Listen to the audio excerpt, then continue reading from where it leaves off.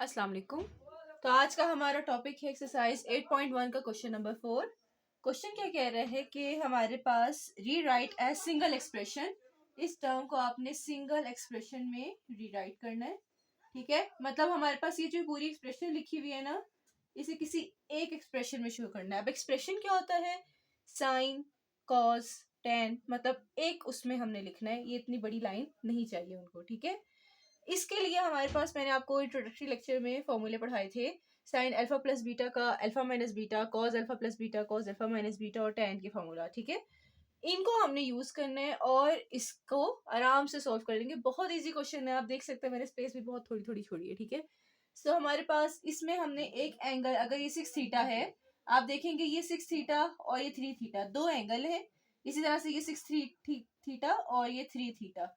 तो हमारे एक एंगल को मैं ले लेती हूँ alpha. Let alpha be 6 theta and beta भी इक्वल्स टू 3 थीटा। ठीक है, तो दो तरीके से मैं आपको समझाऊंगी। एक ही अल्फा बीटा वाला, एक डायरेक्ट है।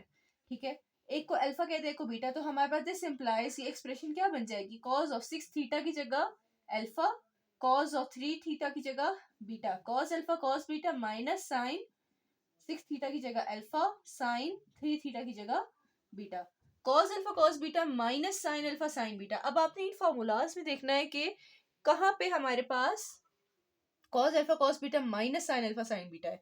एक निशानी आप याद रखिएगा जो मैंने आपको इंट्रोडक्टरी लेक्चर में बताई थी कि साइन के साथ साइन कॉस होता है, मतलब डिफरेंट लोग एक साथ होते हैं। ठीक है, साइन और कॉस साथ में होते हैं, लेकिन कॉस के फॉर्मूलों में कॉस के साथ कॉस होता है और साइन के साथ साइन होता है। ठीक है, तो अगर आप क्वेश्चन में देखें तो कॉस के साथ कॉस है, साइन के साथ साइन है, तो ये आपको पता लग जाना चाहिए कि ये कॉस के फॉर्मूला में से कोई एक है। ठीक है, नेक्स्ट आपके पास देखना है कि प्लस का फॉर्मूला है, ये माइनस का फॉर्मूला है। तो अगर यहाँ माइनस साइन है तो ये प्लस का फॉर्मूला है, प्लस साइन है तो माइनस का फॉर्मूला है। ठीक है, डायरेक्ट आप इससे सोच के भी कर सकते हैं, साइड पे फॉर्मूले लिख के आप उसकी मदद से भी कर सकते हैं। देखिए, cos alpha cos beta minus sine alpha sine beta किसके बराबर है? Cos of alpha plus beta के। This is equal to cos of alpha plus beta. ठीक है, अब कॉस ऑफ अल्फा की वैल्यू पुट कर देंगे जो मैंने लेट की थी 6 थीटा। क्वेश्चन के मुताबिक हमने वापस अल्फा बीटा की वैल्यू पुट करनी है ताकि हमारा क्वेश्चन के मुताबिक सॉल्व हो, और 3 थीटा हमारा बीटा की वैल्यू। ठीक है, तो ये हमारे किसके बराबर हो जाएगा? Cos of 6 theta plus 3 theta कितना हो जाएगा? 9 थीटा। ठीक है, so this is our final answer. ये वो सिंगल एक्सप्रेशन है, एक कॉस की शक्ल में हमने इस पूरी एक्सप्रेशन को, लंबी लाइन को लिख लिया। मतलब ये वाली लाइन किसके बराबर है? कॉस ऑफ 9 थीटा के बराबर। ठीक है, so this is equals to cos 9 theta. ठीक है, अब आपने यहाँ पे थर्ड पार्ट देखना है। सेकंड पार्ट बच्चे सिर्फ प्लस का फर्क है, बाकी एंगल्स आप लोग देख लीजिएगा, तरीका सब सेम है। ठीक है, क्वेश्चन पार्ट 3 क्या कह रहे हैं? क्वेश्चन पार्ट 3 कह रहे हैं कि sine of an angle cos of an angle plus cos of some angle sine of some angle. ठीक है, अब एक एंगल देखिए थीटा बाई 3 है और दूसरा एंगल क्या है? थीटा बाई 6 है। ठीक है, सो हमें एक एंगल को क्या लेना है? अल्फा थीटा बाई 3 ले लेती हूँ और बीटा थीटा बाई 6 लेट कर लेते हैं हम। ठीक है, तो हमारे क्या बन जाएगा बच्चे? Sine of alpha cos of beta plus cos of theta by 3 क्या है बच्चे? Alpha and theta by 6 beta. तो cos sine alpha cos beta cos alpha sine beta. आप देखें डिफरेंट वाले आपस में मल्टीप्लाई हो रहे हैं ना, साइन के साथ कॉस और कॉस के साथ साइन। तो ये किसका फॉर्मूला होगा? साइन का फॉर्मूला होगा। ठीक है, साइन के अंदर हमारे दो डिफरेंट आपस में मल्टीप्लाई होते हैं। ठीक है, सेम हो तो कॉस का फॉर्मूला होता है, डिफरेंट हो तो साइन का फॉर्मूला होता है। ठीक है, तो sign alpha cos beta cos alpha sine beta आपका किस में आ रहा है? प्लस का साथ। साइन में याद रखिएगा, अगर यहाँ प्लस है तो फॉर्मूले में भी प्लस होगा, तो यहाँ प्लस है तो फॉर्मूले में भी प्लस। कॉस में क्या होता है? उलट होता है, माइनस हो तो प्लस होता है, प्लस हो तो माइनस होता है। ठीक है, तो साइन का ये कौन सा फॉर्मूला बन रहा है बच्चे? Sine of sine alpha cos beta cos alpha sine beta. देखिएगा फर्स्ट फॉर्मूला है हमारा sine of alpha plus beta का। फॉर्मूला पुट कर देंगे, आप यहाँ लिख सकते हैं वी नो ये किसके बराबर होता है। ठीक है, सो हमारे पास साइन ऑफ अल्फा की वैल्यू पुट कर देंगे थीटा बाई 3, बीटा की वैल्यू पुट कर देंगे थीटा बाई 6, सॉल्व कर लेंगे वैल्यूज को आपस में और आंसर आ जाएगा आपका। ठीक है, इसको सिंप्लीफाई करने में इससे स्टेप्स लगते हैं, वरना ये क्वेश्चन इतने लेंथी नहीं है, बिल्कुल भी नहीं है। 3 और 6 का एलसीएम क्या आ जाएगा? 6।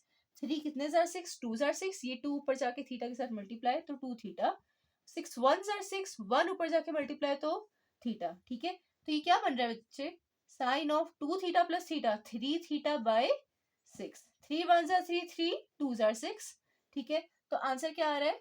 बराबर साइन ऑफ थीटा बाय 2। सिर्फ सिंप्लीफाई करने में आपके थोड़े से स्टेप्स लगे, वरना ये क्वेश्चन बहुत इजी है, आप देख सकते हैं, ठीक है।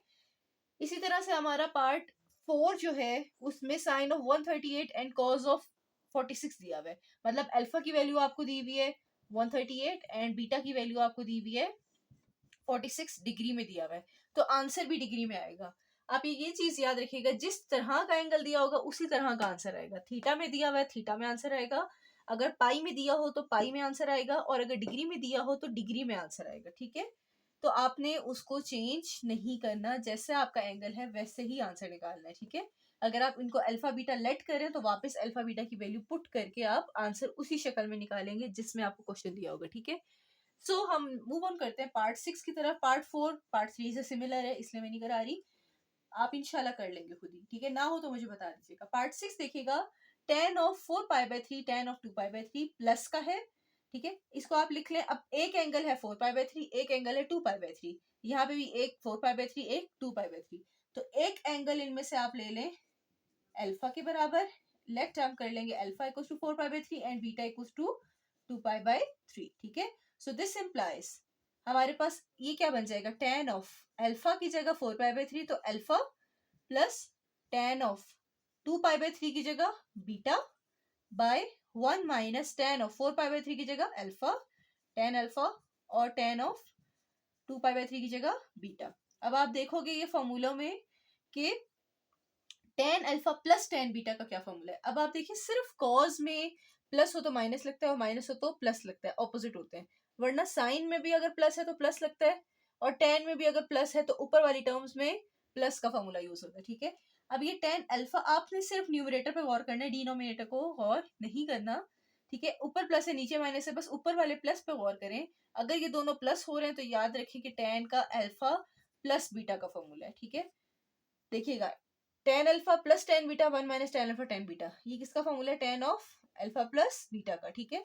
तो इसमें हमने सिर्फ, और अगर यहाँ ऊपर माइनस होता नीचे प्लस होता, ऊपर माइनस को देखते ही आपने कहना था कि अगर tan alpha minus tan beta हो तो tan अल्फा माइनस बीटा का फॉर्मूला है। क्लियर। तो हमारे पास अल्फा और बीटा की वैल्यू पुट कर देंगे बच्चे, 4π/3 और 2π/3 का प्लस, ठीक है। मेरे पास जगह कम है इसलिए मैं इससे आगे इक्वल टू लिखने लगी हूँ, वरना इस तरीके से आप लिखते हैं, ठीक है। इक्वल टू के नीचे इक्वल टू, ठीक है। तो हमारे पास 3 और 3 दोनों एलसीएम सेम है, तो ऊपर वाली टर्म्स एज इट इज आ जाएंगी, ठीक है। 4π प्लस 2π, 4 में 2 जमा तो कितना हो जाएगा बच्चे, tan ऑफ 6π/3। और आपको पता है 6 3 की टेबल में आता है, तो 3 1 are 3, 3 2 are 6, तो आंसर क्या आ जाएगा, tan ऑफ 2π, ठीक है। 3 2 are 6 होते हैं तो कैंसिल आउट होकर tan of 2π is the final answer. किसका आंसर है ये बच्चे, इस एक्सप्रेशन की सिंगल फॉर्म में। मतलब ये इतना बड़ा एक्सप्रेशन दिया हुआ था, ये एक सिंगल एक्सप्रेशन में आ गया, एक tan एक साइन या एक कॉज के अंदर हमने इनके आंसर्स निकाल लिए थे, ठीक है। सो उम्मीद है आपको ये क्वेश्चन समझ आया होगा बच्चे। इसका क्वेश्चन का आपने क्वेश्चन नंबर 4 का पार्ट 2, पार्ट 4 एंड पार्ट 5, ठीक है, ये बिल्कुल सिमिलर है इन तीनों क्वेश्चंस के। पार्ट 2 बिल्कुल कॉज वाले की तरह है, पार्ट 4 आपका साइन की तरह है, और पार्ट 5 tan की तरह है। तो इंशाल्लाह आप ये कर लेंगे। उम्मीद आपको ये समझ आई होगी। अभी के लिए हाफिज।